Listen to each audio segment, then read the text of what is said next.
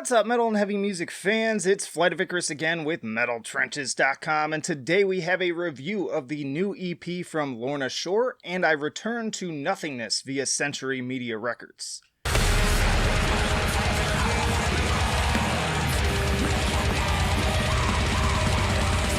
And hey, if you like to be kept up to date with the best and brightest metal bands and albums from the underground and above, then stick with me by hitting that subscribe button down below. And also, before you say that my shirt is not metal enough, it is covered in Creepshow references and I'm about to wear it to work. Anyways, Lorna Shore is a highly lauded deathcore band from Warren County, New Jersey. They quickly picked up speed with a series of EPs as well as albums Psalms and Flesh Coffin in the 2010s, then kicking off the new decade with the equal parts impressive and controversial Immortal in 2020.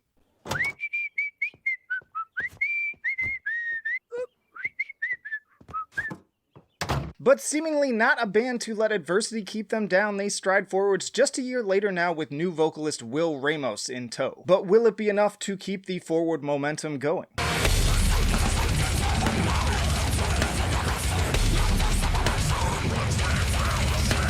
Right off the bat, it's clear that Lorna Shore made the right choice when it comes to Will. Ramos is a very talented vocalist with a solid range in terms of his screams. You get the high, blackened shrieks, the deep gutturals, the squelchy retches, and everything in between. It's no wonder that 1, they chose opening track To the Hellfire as their lead single, and 2, that it became the smashing success that it did at the time of this recording, sitting at 2.5 million views on YouTube.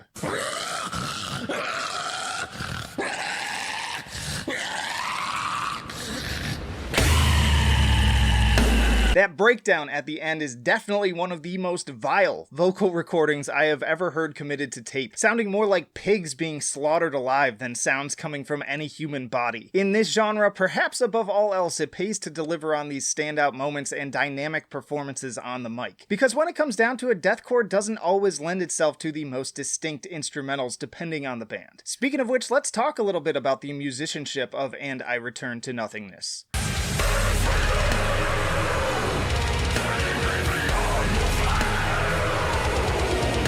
Now, full disclosure, I've never really found this band to be quite as impressive as everyone who recommended them to me seemed to think that they were.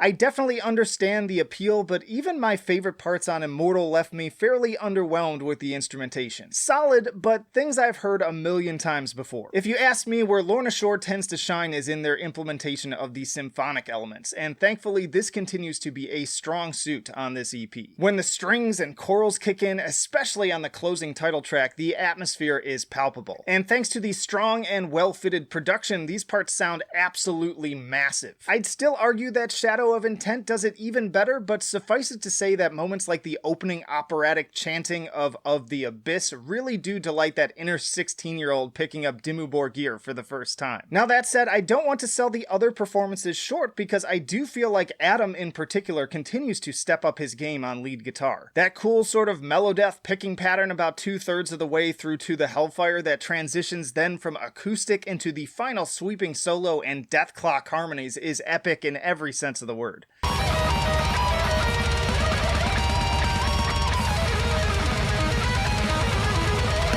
Really powerful stuff. And likewise, the other 2 tracks have some great hooks as well, with more fun, kind of choppy, syncopated melodic death riffs and more impressive soloing. The one midway through of The Abyss actually reminds me of watching old videos of classic guitar players like Yngwie Malmsteen melting faces in the spotlight during live performances. It's that vibe of the entire world stopping to catch that sweet, sweet shred. But honestly, once more, it's that closing title track where I think all of these elements come together the best for a truly spectacular conclusion. It's not often that I come across a deathcore band that can truly keep a 6+ minute runtime engaging all the way through, but Lorna Shore passes that test here with flying colors. So really, all said and done, And I Return To Nothingness right down to the album art is an outing certainly worth exploring. It may just be 3 tracks, but they are honestly among the band's best to date and wisely without any sense of filler. Turning to my scales, I give it a 9 for enjoyability. Again, I've heard deathcore this year that took me to an even higher plane of replayability and the likes of Dark Marco and Brand of Sacrifice. Plus, given the short runtime, it doesn't seem fair to put this at quite the same level. I give it a 9 for musicianship, rock solid songwriting, and some of Lorna Shore's strongest performances to date. I still think that there's room to step things up further, but I am definitely pleased with the trajectory. And I give it a 7 for innovation. Still nothing here that I would consider particularly original or special in a distinct way, and that's the realm that I'd most like to see Lorna Shore experiment with moving forwards. So an 8.3 overall and a B for Lorna Shore and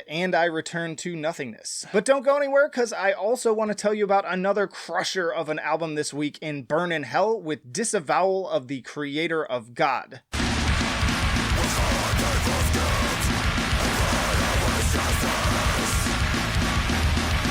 Burn in Hell is an Australian East Coast 5-piece that draws musical inspiration from hardcore and metal heavyweights such as Harm's Way, Cult Leader, and Converge. Combine that with an in-your-face message and lyrics that cut to the bone, and you've got yourself an album that takes no prisoners. The HM2 distortion is absolutely devastating, and when combined with the pummeling blasts and D-beats, this is a pit that I'd be wary to enter during a live performance. It's gonna be a fucking massacre.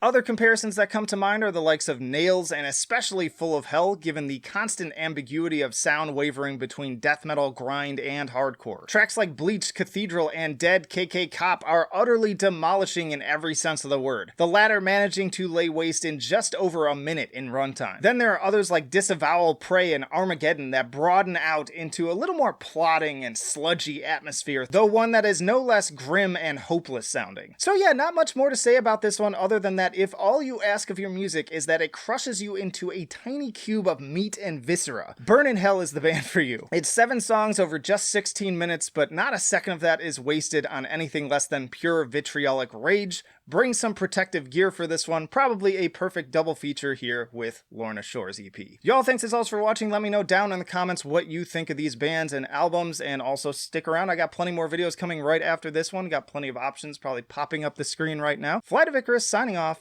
I will see you in the trenches.